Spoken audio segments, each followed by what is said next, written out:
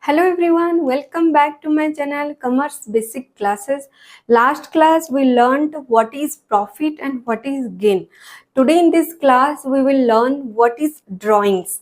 Okay, so let's get started. See, drawings means when the owner or businessman withdraw cash or goods from the business for personal use, that is called drawings.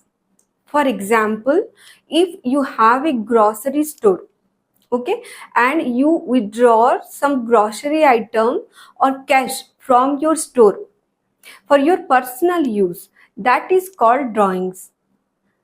In accounting, there is a principle called business entity concept. And according to business entity concept, business and businessmen are two different entities. Okay, so just because you are the owner of the business, it doesn't mean you can withdraw cash or goods anytime from your business. If you do like this, then you can't calculate your profit and loss for your business. Okay, so we treat it as a drawings and we record all this transaction and this account. Understood? So today in this class we learned what is drawings.